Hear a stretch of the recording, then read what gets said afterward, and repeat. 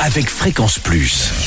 Surprenez votre famille et vos amis grâce au grand chef de Bourgogne-Franche-Comté. Cette semaine, je suis à Saint-Cernin-du-Bois en Saône-et-Loire, toujours en compagnie du chef Laurent Boutonnet dans les cuisines du restaurant Le Château. Bonjour chef. Bonjour Charlie. Dernier épisode, et oui, ça passe vite une semaine, et là c'est le dessert traditionnellement.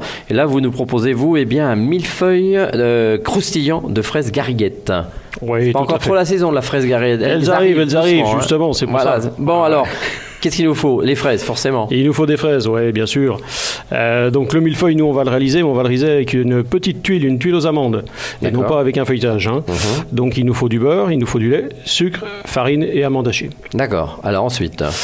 Et il nous faudra de la crème, bien sûr, puisqu'on va faire ça avec une petite chantilly, donc une crème à 35, et du sucre, et un extrait de vanille pour aromatiser tout ça. D'accord. Donc on va commencer par réaliser nos tuiles.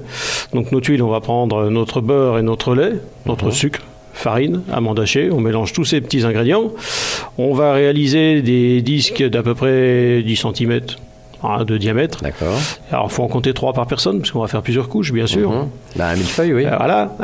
Donc on fait nos petites tuiles, on cuit ça tranquillement. Donc c'est des appareils assez forts en beurre, donc il faut bien les laisser reposer avant de les récupérer sur la plaque, sinon elles vont casser. Ah, oui.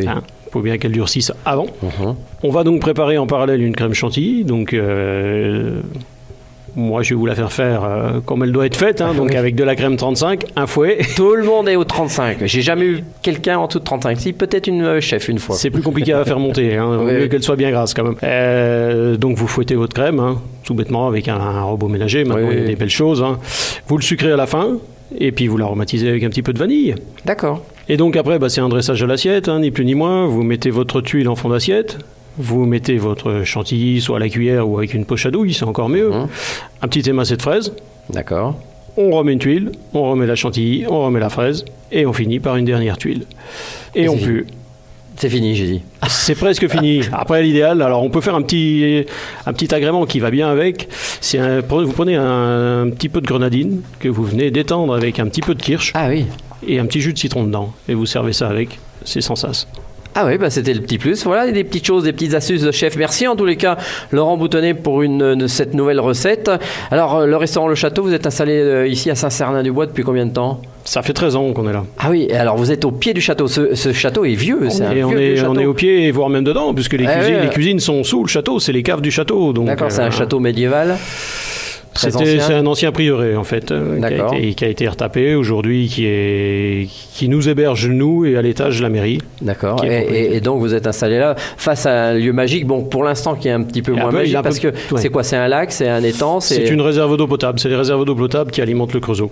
Ah oui, carrément. Et donc habituellement vous avez un plan d'eau devant chez vous. On a un plan d'eau magnifique. Qui est en train de se remplir parce qu'on l'a vidé. Oui, tout à fait. Il a été rénové. Les vannes du barrage ont été changées. Donc la mise en eau c'est faite hier, ça commence, elle va revenir. Bon, alors vous, votre cuisine, on trouve à la carte des produits de saison, vous avez une tendance plus particulière?